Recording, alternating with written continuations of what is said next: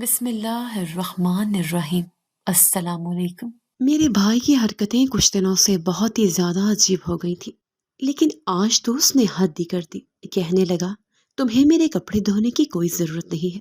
میں حیران رہ گئی کہ پہلے بھی تو میں ہی اس کے کپڑے دھوتی تھی، اب یہ ایسی باتیں کیوں کر رہا ہے؟ میرا بھائی دراصل آج کل روزانہ رات کو شاپر لے کر واش روم میں چلا جاتا تھا، 2 گھنٹے اندر ہی بیٹھتا تھا۔ اب وہ کیا کرتا تھا یہ ہمیں نہیں پتا، لیکن اب اس کی حرکتوں سے لگ رہا تھا کہ بات سنجیدہ تھی۔ میرے بھائی کا نام ادیم تھا۔ میں نے کہا کہ ادیم، بتاؤ تو صحیح، بات کیا ہے؟ تم ایسی باتیں کیوں کر رہی ہو؟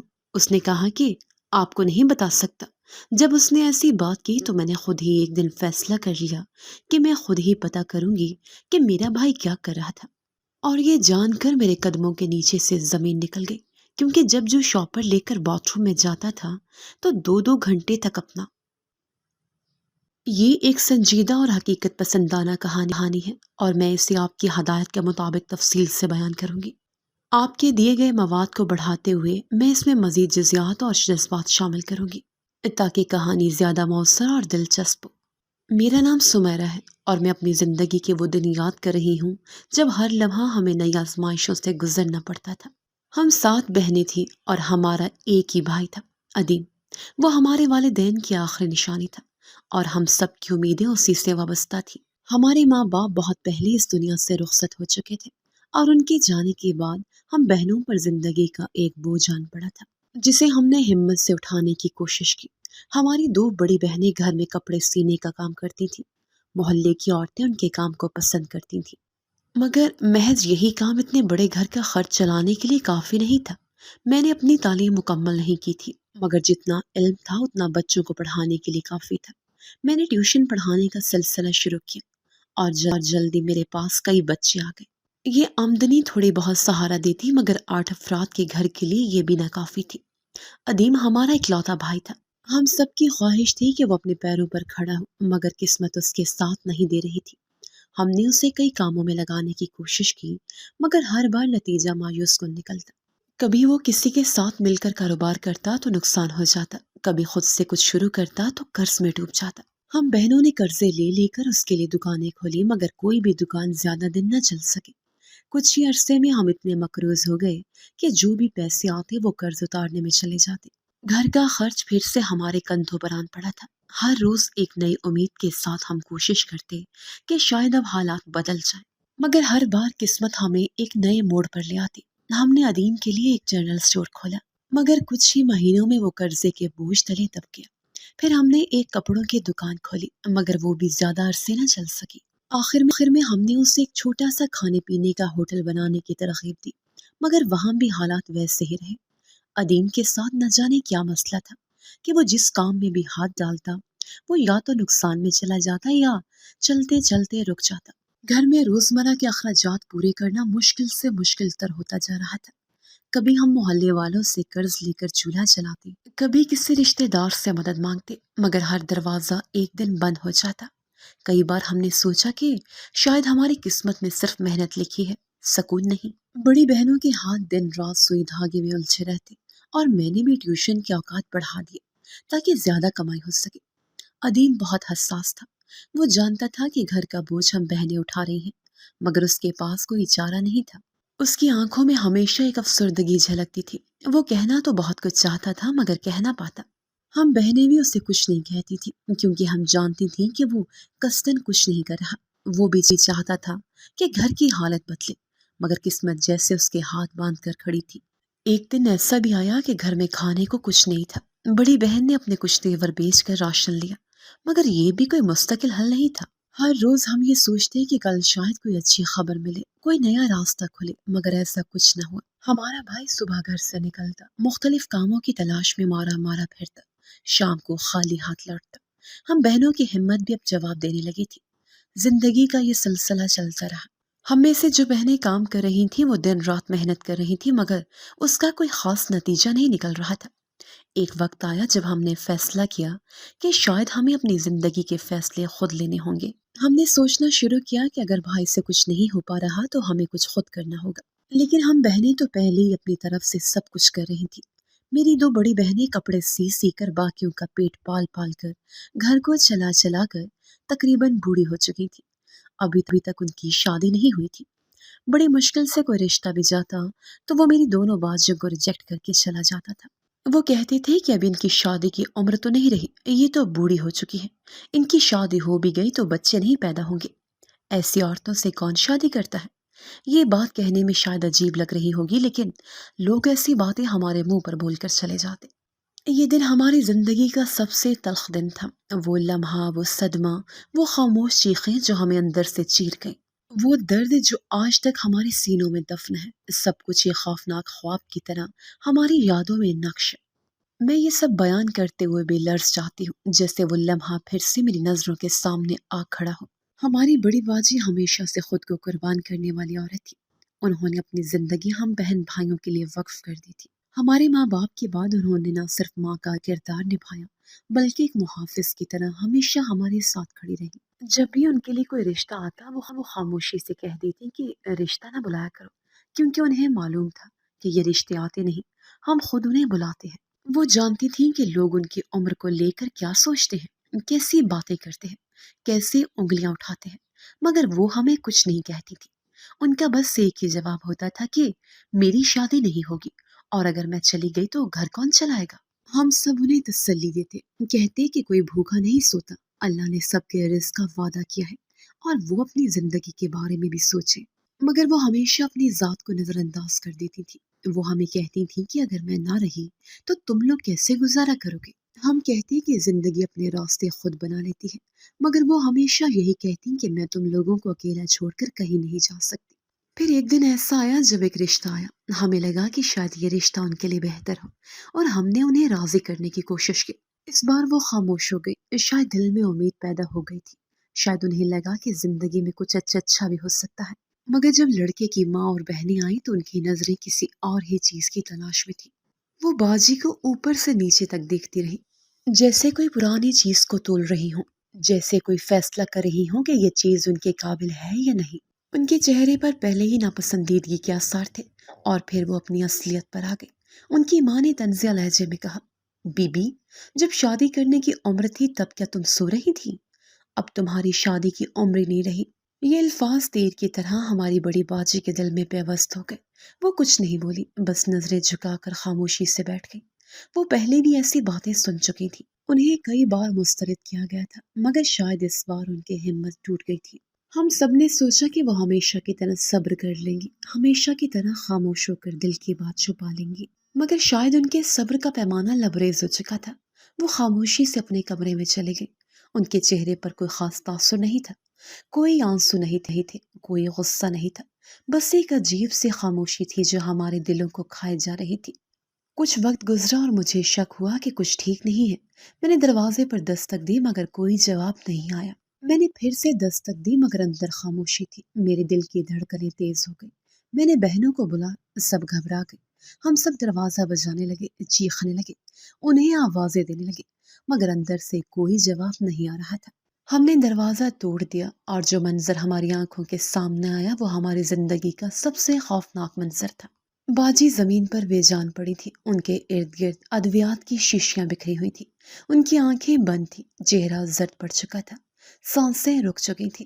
ہم سب کی چیخیں نکل گئی، ہم سب ان کے پاس لپک گئے، انہیں ہلانے کی کوشش کی، ان کے چہرے کو تھپ تھپایا، انہیں پکارا، مگر وہ ہمیں چھوڑ کر جا چکی تھی۔ یہ وہ لمحہ تھا جب ہماری دنیا اندھیر ہو گئی، ہم سب کا سہارا چھن چکا تھا۔ وہ بہن جو ماں کی طرح ہماری زندگی کا مرکز تھی، وہ ہمیں تنہا چھوڑ چکی تھی۔ ہمیں یقین نہیں آ رہا تھا کہ کیا ہو گیا۔ ہمیں لگ رہا تھا شاید وہ جاگ جائیں گی، شاید یہ سب ایک برا خواب ہے، مگر حقیقت اتنی تلخ تھی کہ ہمیں توڑ کر رکھ دیا۔ باجی کی جدائی نے ہمارے دلوں میں ایسا خلا پیدا کر دیا جو کبھی پر نہیں ہو سکتا۔ ان کی موت صرف ایک صدمہ نہیں تھی، یہ ہماری زندگی کا سب سے بڑا المیہ تھا۔ وہ جو ہمیشہ ہماری فکر کرتی تھی، وہ جو ہمیشہ ہمارے لیے قربانیاں دیتی تھی، وہ جو خود کو بھول کر صرف ہمیں سنوارنے میں لگی رہتی تھی، وہ ہمیں اس بے رحم دنیا میں چھوڑ کر جا چکی تھی۔ اس دن کے بعد ہمارا گھر ویسا نہیں رہا۔ باجی کے بغیر وہ گھر ایک خالی ڈھانچہ بن گیا تھا، ایک ایسی جگہ جہاں صرف ان کی یادیں باقی تھی، جہاں ہر چیز ان کے ہونے کا احساس دلاتی تھی، مگر وہ خود موجود نہیں تھی۔ ہم سب ان کی موت کا صدمہ سہتے رہے، مگر وہ کمی کبھی پوری نہ ہو سکی۔ باجی کا اس دنیا سے چلا جانا ایسا ہی تھا جیسے ہماری ماں پھر سے اس دنیا سے چلی گئی تھی۔ یہ وہ دن تھا جب ہمیں احساس ہوا کہ دنیا کتنی ظالم ہے۔ وہ جو اپنی زندگی دوسروں کے لیے قربان کر دیتی ہے، انہیں آخر میں صرف یہ بے رحم دنیا، بے رحم الفاظ اور تنہائی دیتی ہے۔ وہ جو دوسروں کے لیے جیتی ہیں، انہیں ان کا اپنا حق کبھی نہیں ملتا۔ بڑی باجی کی موت نے ہمیں زندگی کی سب سے بڑی سچائی سکھا دی تھی کہ قربانی دینے والے اکثر خود ہی بھول جاتے ہیں کہ ان کی بھی کوئی خواہش تھی، کوئی خواب تھا، مگر دنیا انہیں ان کا حق لینے کا موقع ہی نہیں دیتی۔ یہ دن ہماری زندگی کا سب سے منحوس دن تھا۔ اس کے بعد ہمارے گھر میں کبھی ہنسی کی گونج نہیں سنائی گئی۔ باجی کے بغیر ہم سب بکھر چکے تھے، اور یہ بکھراؤ آج بھی ہمارے اندر موجود ہے۔ باجی کو اس دنیا سے گئے ہوئے 1 ہفتہ ہوا تھا جب مجھے بہت زیادہ غصہ آ گیا، اور نہ صرف خود چلی گئی تھی بلکہ اس گھر کی آدھی کمائی بھی اپنے ساتھ لے گئی تھی، کیونکہ سب سے زیادہ محنت وہی کرتی۔ میں نے غصے میں عدیم کو کہہ دیا کہ تم ایک ہو لیکن تم ہو تو صحیح، تم جیسے مرد اکیلے اور اٹھ کر 12 لوگوں کو گھر چلاتے ہیں، جوان ہو چکے ہو، تمہیں پڑھایا ہے لکھایا ہے، تم پر کتنی محنت کی، لیکن تم کچھ کرنے کی وجہ قرضدار بن چکے اور گھر بیٹھے ہو۔ کون کرے گا یہ سب کچھ؟ ماں باپ تھے وہ چلے گئے، ماں جیسی بڑی بہن تھی وہ بھی چلی گئی۔ اب کیا آہستہ آہستہ اس چیز کا انتظار کر رہی ہو کہ ہم سب بہنیں بھی چلی جائیں، آہستہ آہستہ تمہارا سارا بوجھ ختم ہو جائے تو میں کسی کے لیے کچھ نہ کرنا پڑے؟ بھائی ہو تم ہمارے، مرد ہو، تم نے اس معاشرے میں مرد بنا کر بھیجا ہے، تو تمہیں پتہ ہونا چاہیے کہ ہم سب کی ذمہ داری تم نے اٹھانی ہے۔ اور کس نے کرنا ہے یہ سب کچھ؟ میرے منہ میں جو آ رہا تھا میں بولتی چلی جا رہی تھی۔ وہ مرد تھا، پڑھا لکھا تھا، خوبصورت تھا، جوان تھا، لیکن اس کی عمر بھی اتنی زیادہ نہیں تھی کیونکہ وہ بھی چھوٹے بہن بھائیوں میں سے تھا۔ پر یہ بات سچ تھی کہ ہم نے اس کی پڑھائی لکھائی پر بہت پیسے لگوائے تھے تاکہ وہ کچھ پڑھ لکھ جائے، لیکن اس ملک میں کوئی نوکری نہیں تھی، نوکری مل ہی نہیں رہی تھی۔ نوکری کے لیے بھی وہ لاکھوں روپے کے رشوت مانگتے تھے، اور ہمارے پاس اتنے پیسے ہوئے تو ہم اپنا کوئی کاروبار کر لیتے۔ میں اس سے بڑی تھی، اس لیے میرے منہ میں جو آ گیا میں نے بول دیا۔ وہ بھی چپ کر کے بیچارہ سنتا رہا، پھر گھر سے چلا گیا۔ اب ہماری باجی کے بعد جو دوسری بہن تھی اس کو بھی ہم باجی ہی کہتے تھے۔ اس نے کہا تھا کہ تم نے زیادہ ہی بول دیا، جوان خون ہے، کہیں کچھ کر نہ بیٹھے۔ پہلے اس گھر میں قضیت گزری ہے۔ مجھے بھی شک پڑا، لیکن بھائی شام کو واپس آ گیا۔ اس نے کھانا وغیرہ بھی کھایا اور اپنے کمرے میں چلا گیا، پر وہ تھوڑا خاموش جیسے کہیں کھویا ہوا تھا۔ بھائی نے کام پر جانا بالکل چھوڑ دیا تھا۔ پہل میں نے سوچا کہ شاید وہ بیمار ہے، لیکن جب دن گزرتے گئے اور اس کا رویہ مزید عجیب ہوتا گیا تو مجھے اندازہ ہوا کہ معاملہ کچھ اور ہے۔ ہمارے گھر میں ابھی غمناک سانحہ گزرا تھا۔ بڑی باجی کے چلے جانے کے بعد ہم سب ہی ٹوٹ چکے تھے، مگر بھائی کی یہ بے فکری ناقابل فہم تھی۔ میں نے بہنوں سے کہا کہ بھائی کو سمجھانے کی ضرورت ہے، مگر وہ بولی کہ میں اس کے پیچھے زیادہ نہ پڑوں۔ ان کا کہنا تھا کہ وہ سب کچھ جانتا اور سمجھتا ہے، بس اب یہ وقت چاہیے۔ جب گھر میں 2 وقت کی روٹی کی جگہ 1 وقت کا کھانا مشکل سے میسر ہوگا تو خود ہی حالات کا احساس ہو جائے گا۔ میں نے بہنوں کی بات سن کر خاموشی اختیار کر لی، مگر اندر ہی اندر میرا دل مطمئن نہیں تھا۔ کچھ دن اسی طرح گزر گئے، مگر میں بھائی کے رویے میں مسلسل تبدیلی محسوس کر رہی تھی۔ وہ ہر شام گھر آتا اور اس کے ہاتھ میں ہمیشہ ایک کالا شاپر ہوتا۔ یہ شاپر لے کر وہ سیدھا باتھ روم میں چلا جاتا اور وہاں گھنٹوں گزار دیتا۔ پہل ہم سب نے اس بات کو نظر انداز کیا، مگر جب یہ معمول بن گیا تو میرا دل بے چین سی بھر گیا۔ میں نے کئی بار سوچا کہ اس سے پوچھوں، مگر بہنوں کی بات یاد آ جاتی کہ اسے خود ہی احساس ہو جائے گا۔ میں نے سوچا کہ شاید وہ کسی گہری پریشانی میں مبتلا ہے، مگر پھر میں نے یہ بھی محسوس کیا کہ وہ اپنی دنیا میں کھو چکا ہے۔ پھر ایک دن ایسا آیا جو میری حیرت اور پریشانی کو مزید بڑھا گیا۔ وہ حسب معمول شام کو گھر آیا، اور اس بار وہ سیدھا میرے پاس آیا۔ اس نے میری ہتھیلی پر کچھ رکھا۔ میں نے نیچے دیکھا تو میرا ہاتھ پر پورے 15,000 روپے رکھے تھے۔ میں ششدر رہ گئی، حیرانی سے اس کی طرف دیکھا اور پوچھا کہ یہ پیسے کہاں سے آئے؟ وہ مسکرا کر کہنے لگا کہ نوکری ملی ہے اور یہ اس کا ایڈوانس ہے۔ میں نے ایک لمحے کو سکھ کا سانس لیا، کیونکہ یہ سن کر لگا کہ شاید سب کچھ ٹھیک ہو جائے گا، مگر فوراً ہی میرے دل میں شک کا کانٹا چبھنے لگا۔ 15,000 روپے ایڈوانس کے طور پر دینا کوئی عام بات نہیں تھی، خاص طور پر کسی ایسی نوکری کے لیے جس کے بارے میں ہمیں کچھ معلوم نہیں تھا۔ میں نے اس کی طرف دیکھا اور کہا، 15,000 روپے والی نوکری ملی ہے؟ وہ تھوڑا سا رکا، پھر بولا، ایسا ہی سمجھ لی۔ میں نے مزید سوال کیے بغیر کہا کہ 15,000 میں یہ گھر نہیں چلتا۔ 10,000 تو کرائے میں چلے جاتے ہیں اور مکان مالک پہلے ہی کہہ چکا ہے کہ کرایہ بڑھانے والا ہے۔ باقی 5,000 میں مہینے کا خرچ کیسے چلے گا؟ اس نے میری طرف دیکھا اور بڑے اطمینان سے کہا، باجی کچھ نہ کچھ کر رہا ہوں، آپ فکر نہ کریں، سب خیر ہو جائے گا۔ اس کی آنکھوں میں ایک عجیب سی چمک تھی، جیسے وہ خود کو کسی بڑی خوش فہمی میں مبتلا کر چکا ہو۔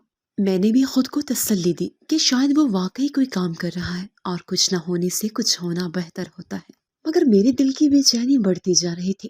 اس رات جب سب سو گئے، میں سوچتی رہی کہ بھائی کا یہ رویہ کیوں بدل رہا ہے، مگر کوئی بھی کام اس کے لیے زیادہ عرصے تک نہیں چل پایا تھا۔ مگر اس بار وہ اتنے پورے اعتماد انداز میں بات کر رہا تھا جیسے سب کچھ اس کے قابو میں ہو۔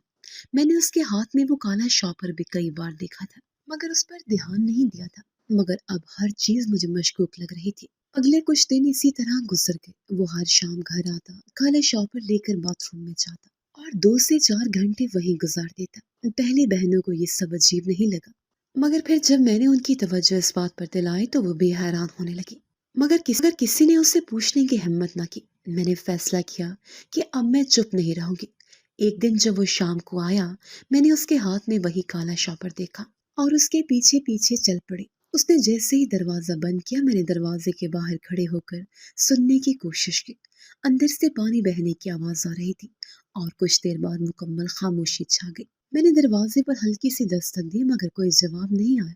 میرے دل کی دھڑکنیں تیز ہو گئی اور میں نے دروازے کے نیچے سے جھانکنے کی کوشش کی، مگر کچھ نظر نہیں آیا۔ کچھ دیر بعد جب وہ باہر آیا تو میں نے ہمت کر کے پوچھا، یہ کالا شاپر روز کہاں سے آتا ہے اور تم باتھ روم میں اتنی دیر کیوں رہتے ہو؟ وہ تھوڑی دیر مجھے دیکھتا رہا، پھر ہنسی میں بات ٹالنے لگا، باجی آپ کو تو ہر بات کا شک رہتا ہے، بس کچھ ضروری چیزیں ہوتی ہیں اور وقت لگ جاتا ہے۔ میں نے کہا، کیسی ضروری چیزیں؟ کیا تم سچ میں نوکری کر رہے ہو؟ اس نے میری آنکھوں میں آنکھیں ڈال کر کہا، ہاں کر رہا ہوں، مگر اس کی آواز میں وہ یقین نہیں تھا جو ہونا چاہیے تھا۔ میں نے مزید کچھ نہیں کہا، مگر میرے اندر بے چینی بڑھتی جا رہی تھی۔ میں جانتی تھی کہ کچھ نہ کچھ ضرور غلط ہو رہا ہے، مگر میرے پاس کوئی ثبوت نہیں تھا۔ میں چاہتی تھی کہ بھائی خود مجھ سے سچ کہے، مگر وہ ٹال مٹول سے کام لے رہا تھا۔ 15,000 روپے مل جانا کوئی بڑی بات نہیں تھی، مگر مجھے لگ رہا تھا کہ یہ معاملہ اتنا سادہ نہیں ہے۔ میں سوچ رہی تھی کہ اگر وہ واقعی کوئی کام کر رہا ہوتا تو اسے چھپانے کی ضرورت نہیں تھی۔ اس کے رویے میں کچھ تھا جو مجھے مزید الجھا رہا تھا۔ یہ سوالات میرے ذہن میں گردش کر رہے تھے، مگر میں نے خود کو ایک بار پھر تسلی دی کہ شاید سب کچھ ٹھیک ہو جائے گا۔ شاید بھائی واقعی کوئی اچھا کام کر رہا ہو اور میں بلا وجہ شک کر رہی ہوں، مگر میرے دل میں ایک اضطراب تھا جو کم ہونے کا نام نہیں لے رہا تھا۔ یہ سب کچھ میرے لیے ایک پہیلی بن چکا تھا اور میں جانتی تھی کہ جلد یا بد دیر اس کا کوئی نہ کوئی جواب مجھے ضرور ملے گا۔ گھر میں حالات پہلے ہی خراب تھے اور بڑی باجی کے میت پر کافی خرچ ہو چکا تھا۔ بھائی نے 15,000 روپے دیے تھے، مگر وہ بھی کافی نہیں تھے۔ ہم نے بھی جو تھوڑے بہت پیسے بچا رکھے تھے وہ سب بڑی باجی کی تدفین اور اس سے جڑے اخراجات میں لگ گئے۔ کرایہ اور بجلی کے بل جیسے تیسے ادا ہو گئے، مگر کھانے کے لیے کچھ بھی نہیں بچا تھا۔ گھر میں پڑی ہوئی تھوڑی سی دال ہی ہماری آخری امید تھی۔ میں نے اسے پکانے کا فیصلہ کیا، مگر میرے ذہن میں ایک ہی سوال گھوم رہا تھا کہ یہ دال ہم کس کے ساتھ کھائیں گے؟ نہ چاول تھے، نہ آٹا، اور نہ ہی کوئی روٹی بچی تھی۔ بڑی باجی نے کہا، دال کا سوپ بنا دو تاکہ سب کو ایک ایک پیالہ مل جائے، کم از کم پیٹ میں کچھ تو جائے گا۔ یہ الفاظ میرے دل کو چھو گئے۔ میں چپ چاپ دال کو دیگچی میں ڈال کر پانی میں ابالنے لگی، مگر آنکھوں میں آنسو تر آئے۔ میں نے انہیں پلکوں میں ہی روک لیا۔ میں کسی کو دکھانا نہیں چاہتی تھی کہ میں اندر سے کتنی کمزور ہو چکی ہوں، مگر حقیقت یہی تھی کہ حالات نے ہمیں ایسی جگہ پر لا کھڑا کیا تھا جہاں ہمیں صرف ایک پیالہ دال کا سوپ پینے پر قناعت کرنی پڑ رہی تھی۔ اتنے میں دروازے پر دستک ہوئی۔ سب چونک گئے۔ شام کے وقت کون آ سکتا تھا؟ میں نے ہاتھ دھوئے اور دروازے کی طرف بڑھی۔ جب دروازہ کھولا تو باہر ایک بڑا سا گٹھا رکھا ہوا تھا۔ میں حیرت سے اسے دیکھنے لگی۔ پہلے تو سمجھ نہیں آیا کہ یہ کس کا ہے، لیکن پھر جب میں نے غور کیا تو یہ صاف نظر آ رہا تھا کہ کسی نے اسے رکھ کر چپکے سے دروازہ کھٹکھٹا دیا تھا اور خود جا چکا تھا۔ یہ کیا ہو سکتا ہے؟ میں نے دل ہی دل میں سوچا اور جلدی سے اندر بلا لیا۔ بڑی باجی، چھوٹی بہنیں اور بچے سب حیرت سے دیکھ رہے تھے۔ ہم نے گٹھے کو کھولا اور اس میں جو کچھ تھا وہ دیکھ کر سب کی آنکھیں حیرت اور خوشی سے بھر گئی۔ اس میں 20 کلو آٹا، دالیں، چاول، چینی، چائے کی پتی، تیل، سبزیاں اور یہاں تک کہ گوشت کے 2 تھیلے بھی موجود تھے۔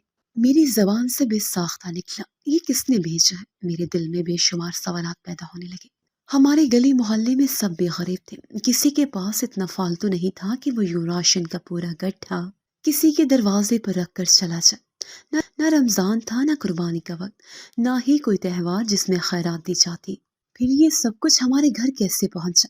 بڑی باجی نے میری پریشانی دیکھ کر کہا، بس تم یہ سمجھو کہ اللہ نے بھیجا ہے، ہمیں جتنا بھی ملا ہے اس پر شکر ادا کرو اور سب کے لیے کھانا بنا دو۔ یہ سن کر میرے دل کو تسلی ہوئی، مگر سوال اپنی جگہ باقی رہا۔ خیر، میں نے اس وقت زیادہ نہیں سوچا اور جلدی سے کھانے کا انتظام کرنے لگی۔ کچن میں کام کرتے ہوئے میرا دل خوشی سے بھر گیا تھا۔ مہینوں بعد ہمیں اتنا سارا کھانے کا سامان ملا تھا۔ سبزیوں کو دھوتے، چاول بھگوتے اور گوشت کی بوٹیاں کاٹتے ہوئے مجھے ایک الگ سی خوشی محسوس ہو رہی تھی۔ جب کھانے کی خوشبو گھر میں پھیلی تو سب کے چہروں پر ایک چمک سی آ گئی۔ بچے خوشی سے اچھل رہے تھے اور بڑی باجی کی آنکھوں میں بھی ایک سکون تھا۔ ہم سب نے ایک ساتھ بیٹھ کر کھانا کھایا اور وہ لمحہ شاید مہینوں بعد ہماری زندگی میں آیا تھا کہ جب ہم سب کے چہروں پر حقیقی خوشی تھی۔ رات کو بھائی آیا تو حسب معمول سیدھا باتھ روم میں چلا گیا اور وہی کالا شاپر لے کر ہم سب نے اسے کھانے کے لیے بلایا، مگر اس نے کوئی جواب نہیں دیا۔ کافی دیر بعد جب وہ باہر آیا تو ہم سب کا کھانا ٹھنڈا ہو چکا تھا، مگر اس نے بنا کوئی شکایت کیے وہی ٹھنڈا کھانا کھا لیا۔ میں اسے دیکھ رہی تھی، مگر اس کی آنکھوں میں ایک عجیب سی تھکن تھی، جیسے وہ کچھ چھپا رہا ہو۔ مجھے احساس ہوا کہ کچھ نہ کچھ ایسا ہے جو وہ ہم سب سے چھپا رہا ہے، مگر جو کچھ دن میں ہوا تھا وہ ایک عجیب معجزہ تھا۔ ہمیں راشن مل گیا، وہ بھی اتنے مقدار میں کہ ہمارا پورا مہینہ آسانی سے گزر سکتا تھا۔ لیکن میرے دماغ میں بس ایک ہی سوال گونج رہا تھا، یہ راشن آیا کہاں سے؟ یہ سوال مجھے رات بھر سونے نہیں دے رہا تھا۔ میں نے کئی بار خود کو سمجھانے کی کوشش کی کہ شاید یہ واقعی کسی نیک دل انسان کی طرف سے تھا، مگر میرا دل مطمئن نہیں ہو رہا تھا۔ کیا یہ سب محض ایک اتفاق تھا یا پھر اس سب کے پیچھے کوئی کہانی چھپی تھی؟ میں نہیں جانتی تھی، مگر مجھے یقین تھا کہ بہت جلد مجھے اس کا جواب مل جائے گا۔ گھر کی ضرورتوں کے لیے میں اور میری چھوٹی بہن بازار جا رہے تھے۔ موسم خوشگوار تھا، لیکن میرے ذہن میں ہمیشہ کی طرح فکروں کا ہجوم تھا۔ کچھ دنوں سے بھائی ادیم کی حرکتیں عجیب لگ رہی تھی۔ اس کے ہاتھ میں وہ کالا شاپر، گھنٹوں باتھ روم میں بند رہنا اور پھر اچانک 15,000 روپے لا کر دینا، یہ سب کچھ سوالات کو جنم دے رہا تھا۔ میں ہر چیز کو نظر انداز کرنے کی کوشش کر رہی تھی، لیکن دل کو سمجھانا مشکل ہو رہا تھا۔ ہم دونوں بہنیں تیز قدموں سے بازار کی طرف بڑھ رہی تھی کہ اچانک میری نظر سامنے گئی۔ میری آنکھوں نے دور سے ایک جانا پہچانا چہرہ دیکھا۔ وہ ہمارا کزن جنید تھا۔ جنید ہمارے قریبی رشتہ داروں میں سے تھا، لیکن جب سے ہم نے اسے قرض لیا تھا وہ ہمیں عجیب نظروں سے دیکھنے لگا تھا۔ اس کے بات کرنے کا انداز ایسا تھا جسے ہم اس کے مقروض نہیں بلکہ غلام ہوں۔ وہ جب بھی ملتا تانے دیتا، زہر بھرے جملے بولتا اور یاد دلاتا کہ اس کا قرض جلدی واپس کرے۔ یہ یہاں کیا کر رہا؟ میں نے اپنی بہن سے سرگوشی میں کہا۔ پتہ نہیں، لیکن ہمیں اسے دیکھ کر راستہ بدل لینا چاہیے، بہن نے فوراً جواب دیا۔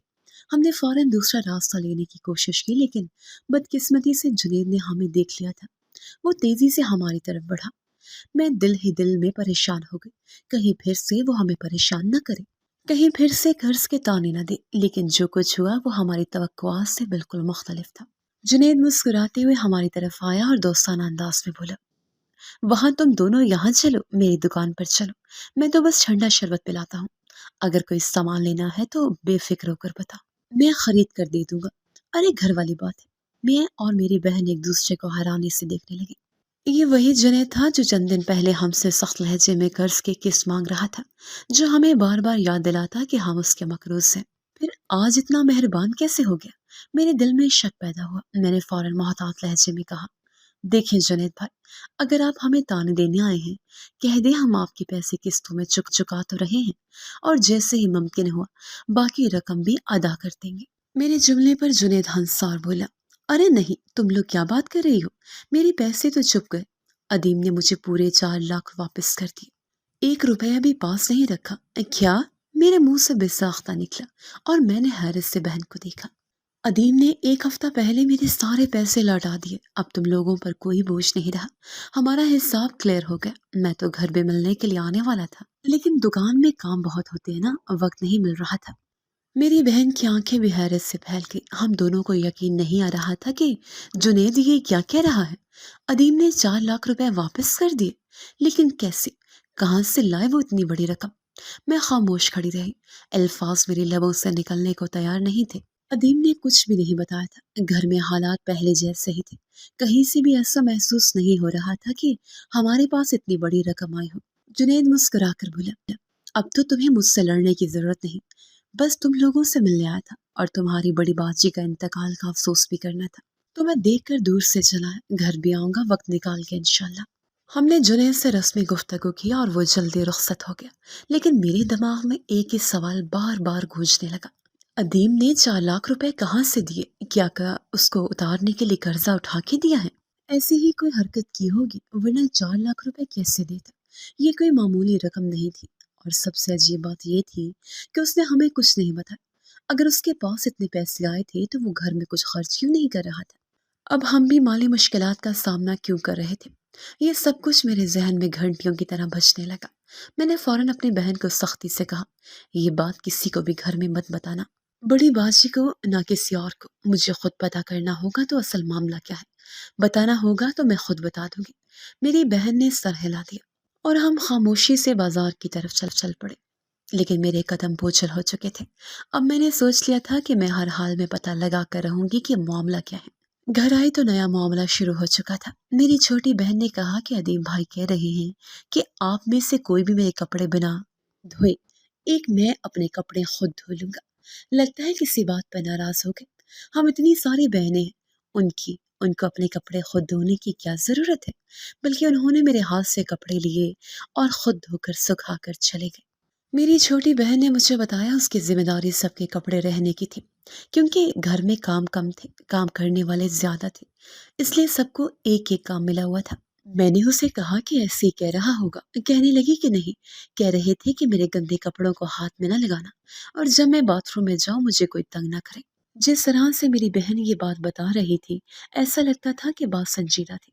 आखिर अदीम क्या कर रहा था? 4 4 घंटे बाथरूम में रहता था। उसके हाथ में काला शॉपर होता था जिसमें कोई ना कोई सामान होता था, और फिर कहता था कि कोई मेरे कपड़ों को हाथ ना लगाए, मैं अपने कपड़े खुद धो लूंगा। उसने इतना बड़ा कर्जा कैसे उतारा?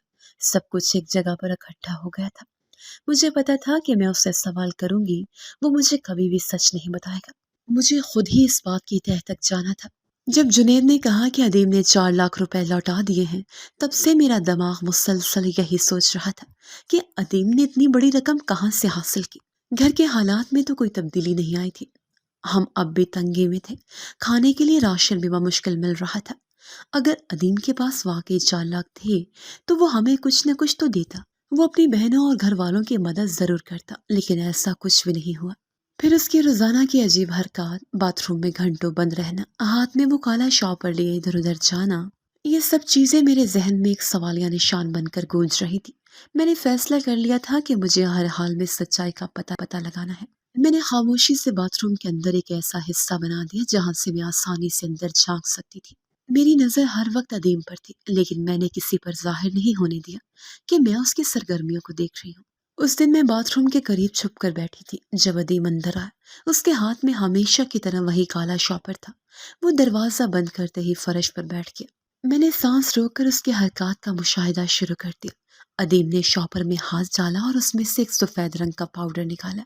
मेरे दिल की धड़कन तेज हो गई। मैंने कभी सोचा भी नहीं था कि वो इस तरह कोई चीज छुपा कर रख रहा होगा। वो बड़ी महारत से उस पाउडर को छोटे छोटे कैप्सूलों में भरने लगा। वो बहुत एहतियात से ये काम कर रहा था, जैसे उसे पहले से मालूम हो कि उसे क्या करना है। वो कैप्सूल्स भरने के बाद दोबारा उसे काले शॉपर में डालने लगा। अचानक कुछ पाउडर उसके कपड़ों पर गिर गया। अदीम ने फौरन अपने कपड़ों को झाड़ा, फिर फर्श पर गिरे हुए ज़रात भी बड़े एहतियात से साफ किए। वो नहीं चाहता था कि किसी को जरा बराबर भी पता चले कि वो क्या कर रहा है। जब सब कुछ मुकम्मल हो गया तो उसने वो काला शॉपर अपनी जेब में रखा और दरवाजा खोलकर बाहर निकल गया। मैं सांस रोके ये सब देख रही थी, लेकिन उस दिन शायद उसकी हकीकत हम पर खुलने वाली थी। अदीम के जाने के बाद मैंने फौरन बाथरूम के अंदर झांका। वो कैप्सूल जिन्हें वो बड़े एहतियात से भर रहा था, उनमें से एक जमीन पर गिर कर रह गया था। मैंने तेजी से वो कैप्सूल उठा लिया।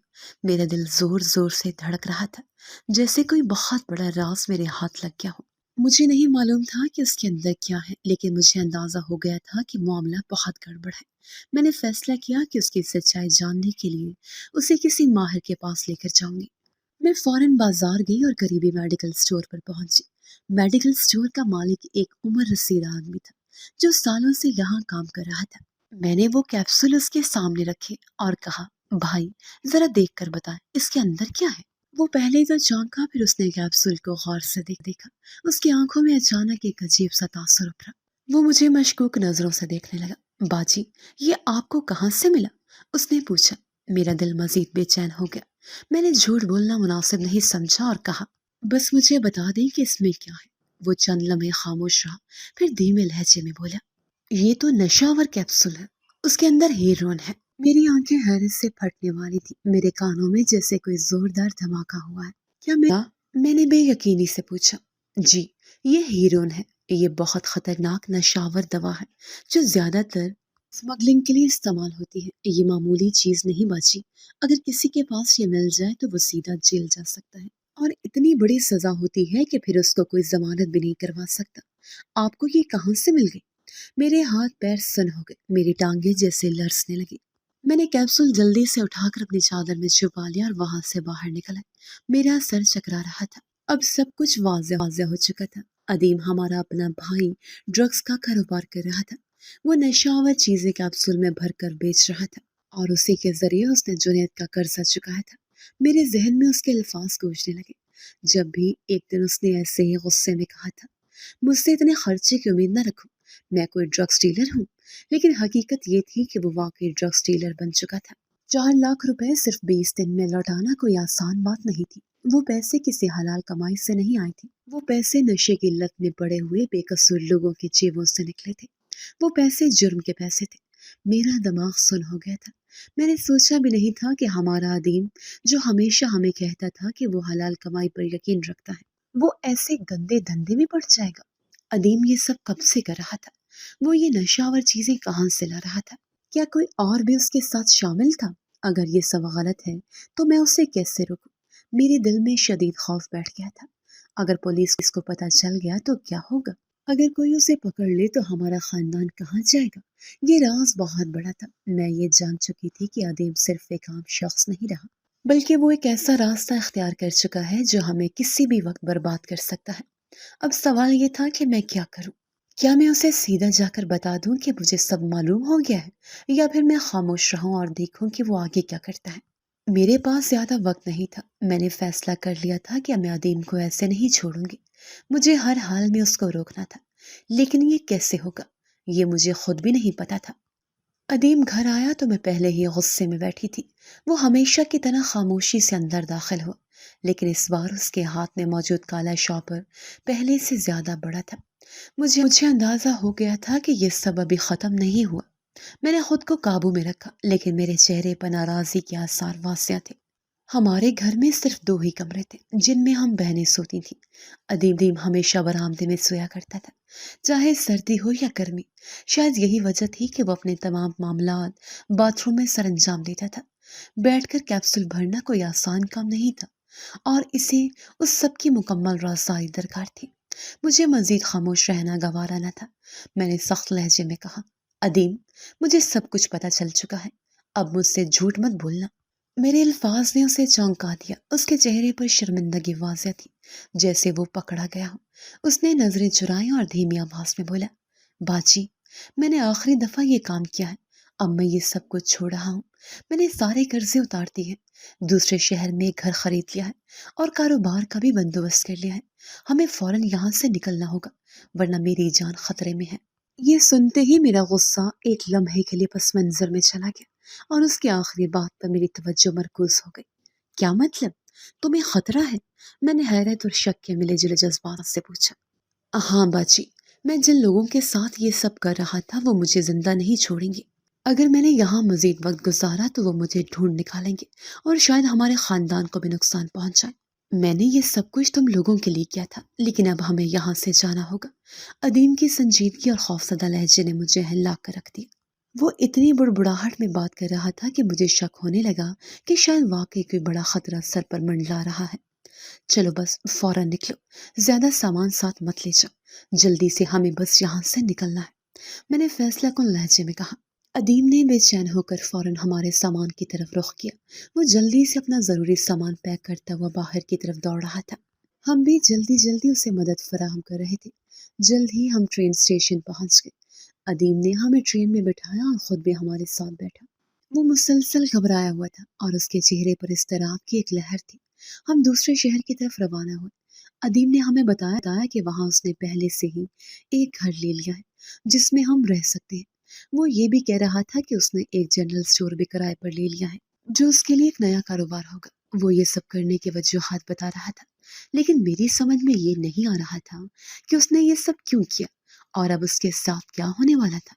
पहुंचने के बाद जब हम उस नए घर में दाखिल हुए तो मैंने महसूस किया कि वाकई यहाँ का माहौल पहले से बहुत बेहतर था। घर भी अच्छा था और सामान भी पूरा था। अदीम ने कहा कि ये जनरल स्टोर हमारा कारोबार होगा और हमें इसमें काम करना होगा ताकि हम यहाँ की जिंदगी शुरू कर सके। लेकिन मेरे दिल में एक बोझ था। ये सब कुछ हमने गलत तरीके से हासिल किया था और दिल में ये सवाल था कि क्या ये रास्ता हमें वाकई सुकून देगा। हमारे लिए वो दिन भी एक ख्वाब की तरह थे जब हमने उस नए शहर में कदम रखा था। जिंदगी के हालात अचानक बदल गए थे और जिस तरह का चैलेंज अदीम ने हमारे सामने रखा था उसने हमारे अंदर भी एक नई जिंदगी की उम्मीद पैदा कर दी थी। जनरल स्टोर की दुकान एक ऐसा रास्ता बन चुकी थी जिसने न सिर्फ हमारे माली हालात को बेहतर बनाया बल्कि हमें एक नए मकाम पर पहुंचा दिया था। स्टोर बहुत अच्छे तरीके से चल रहा था। मोहल्ले वाले अक्सर कहते कि पहले ये स्टोर ठीक तरह से नहीं चलता था, लेकिन अब जब से हम लोग उसमें शरीक हुए हैं कारोबार में एक नया जोश आ गया है। लोग ये तस्लीम करते थे कि शायद हमारे आने से ये कारोबार कामयाब हो गया था और शायद हमारी खुशकिस्मती भी इसमें शामिल थी। स्टोर में बैठना और वहाँ का माहौल देखना मैं और मेरी दोनों बहनों के लिए खुशी की बात थी।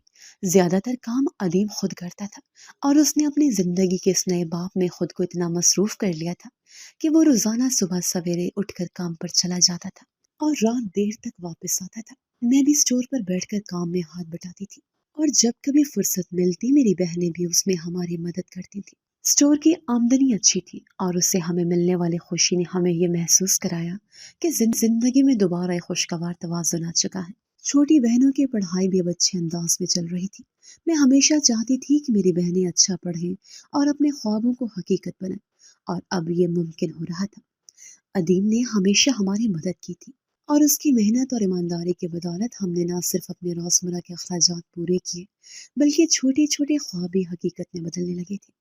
बड़ी बहन की शादी का इंतजाम भी हो चुका था। उसकी शादी में हम सब ने बड़ी मेहनत की थी और उसके ख्वाबों को हकीकत बनाने में कोई कसर नहीं छोड़ी थी। अब हमारी नज़र में अगला कदम मेरी शादी का था। मुझे भी ऐसा लग रहा था कि अब मेरी ज़िंदगी में भी एक नया आगाज़ होने वाला है, लेकिन हमें ये सोचना था कि अदीम के लिए भी कुछ करना चाहिए था। अदीम ने जो कुछ किया वो बिल्कुल गलत था और मैं इस बात से इनकार नहीं कर सकती कि उसने हमारे साथ जो किया वो बिल्कुल मुनासिब नहीं था। फिर भी उसकी गलतियों के बावजूद उसने हम सबको नया रास्ता दिखाया था। उसके इस अमल ने हमारी ज़िंदगी में इतनी तब्दीलियां पैदा की कि हमें उसकी इस अमल का उज़र भी दिल से कबूल करना पड़ा। उसका मकसद कभी भी हमें नुकसान पहुंचाना नहीं था और अब जो हालात थे वो हमें खुद उसके मेहनत का समर दिखा रहे थे। मैं ये नहीं कहती कि उसने जो किया वो बिल्कुल दुरुस्त था, लेकिन फिर भी अगर वो ये सब ना करता तो हम क्या करते। शायद कोई और उस राह पर चलता, शायद कोई और इसी तरीके से हमारा एतमाद जीतता। मैं ये कह सकती हूँ कि जिंदगी ने हमसे बहुत कुछ छीन लिया था, लेकिन उसके बदले में हमें एक नया मौका भी दिया था। ये सच्ची कहानी है और मैंने इसमें हर बात बिल्कुल सच सच बयान की है। अब पता नहीं लोग इसके बारे में क्या सोचते हैं, लेकिन हमें दिल की तसल्ली देने के लिए ये कहना पड़ता है कि अगर अदीम ये सब ना करता तो फिर किसी और को ये कदम उठाना पड़ता। जिंदगी में कई बार हम गलत फैसले करते हैं, लेकिन आखिरकार वो हमें एक नया रास्ता दिखा ही देते हैं। अमाल का दारोमदार नियतों पर है। ये एक ऐसी हकीकत है जिसे समझना हर इंसान के लिए ज़रूरी है। हमें अपनी ज़िंदगी में कभी न कभी ऐसी हालतों का सामना करना पड़ता है जहां हम कुछ ऐसा करते हैं जो हमारी नीयत के खिलाफ होता है, लेकिन फिर भी कुछ ना कुछ अच्छा नतीजा निकलता है। शायद ऐसा कुछ भी नहीं जो हमने जानबूझकर या किसी मकसद के तहत किया हो, मगर हमारी नीयत में जो कुछ भी था वो अल्लाह की रज़ा की तरफ था। हमारे साथ जो कुछ हुआ उसमें गुनाह और गलत फैसलों की कोई कमी नहीं थी। हम जानते हैं कि अदीम ने जो कुछ किया वो गलत था और हमें कभी उस रास्ते पर नहीं चलना चाहिए था। लेकिन हकीकत ये है कि इस सब के बाद हमारी ज़िंदगी में जो तब्दीलियाँ आई वो सिर्फ एक मौज़े की मानी थी। हमने जो कुछ किया वो हमारे दिल की नीयत की वजह से था। हम जानते हैं कि हम गलत थे, لیکن اس کے باوجود اللہ نے ہمیں وہ راستہ دکھایا جس کے ذریعے ہماری زندگی بہتر ہو گئی۔ ہماری نیت صرف یہی تھی کہ ہم اپنی مشکلات سے باہر نکلیں، اپنی زندگی کو بہتر بنائیں اور اپنے پیاروں کا ساتھ کبھی نہ چھوڑیں۔ جب میں اپنی بہن کی موت کے بعد تنہا ہوئی، مجھے یہ محسوس ہونے لگا کہ شاید ہم نے کچھ بھی بڑی غلطی کی ہے، لیکن پھر بھی ہمیں یہ نہیں بھولنا چاہیے کہ زندگی میں جو کچھ بھی ہوتا ہے وہ اللہ کی مرضی سے ہوتا ہے۔ ہمیں اپنی تقدیر پر ایمان رکھنا چاہیے۔ ہم نے اس عمل سے کچھ سیکھا ہے، اور جو کچھ بھی تھا وہ ہماری تقدیر تھی۔ میں اپنی بہن کو کبھی نہیں بھول سکتی، اس کی کمی ہمیشہ ہمارے دل میں رہے گی، لیکن میں چاہتی ہوں کہ باقی سب کو کھو نہ دو۔ ہماری زندگی میں ایک نیا باب شروع ہو چکا ہے، اور ہم نے اس میں کامیابی حاصل کی ہے۔ عدیم کی غلطی کے باوجود اس نے ہمیں ایک نیا موقع دیا۔ اس نے اپنی محنت اور ایمانداری سے ہمیں دکھایا کہ اگر نیت ٹھیک ہو تو اللہ ہر حال میں انسان کو صحیح راستہ دکھاتا ہے۔ ہم نے اس راستے پر چل کر اپنی زندگی کو نئے سرے سے بنا ہے، اور ہم اس بات کا شکر گزار ہیں۔ میں چاہتی ہوں کہ باقی لوگ بھی اپنے اعمال کو نیک نیت سے انجام دیں اور اپنی زندگیوں کو بہتر بنائیں۔ اللہ کے راستے پر چلنا کبھی بھی آسان نہیں ہوتا، لیکن جو شخص سچائی کے ساتھ چلتا ہے اس کی تقدیر میں کامیابی ضرور ہوتی ہے۔ ہم اپنے گناہوں کو اللہ سے معاف کرانے کے لیے دعا گو ہیں، اور یہ دعا کرتے ہیں کہ اللہ ہمیں اور ہمارے خاندان کو ہمیشہ اپنی ہدایت، اور ہم جو کچھ بھی کریں وہ اس کی رضا کے مطابق ہو۔ جی تو دوستو، کیسی لگی آپ کو ہماری آج کی کہانی؟ اپنی رائے کا اظہار ہمارے کمنٹس باکس میں ضرور کیجیے گا، اور اگر آپ کو ہماری ویڈیو پسند آئی ہے تو کر لیجیے ہمارے چینل کو سبسکرائب، ویڈیو کو لائک اور بیل آئیکن لازمی پریس کر لیجیے تاکہ ہر نئی آنے والی ویڈیو کا نوٹیفیکیشن آپ کو بر وقت موصول ہو سکے۔ ملتے ہیں ایسی ہی ایک سبق آموز کہانی کے ساتھ، تب تک کے لیے اللہ نگہبان۔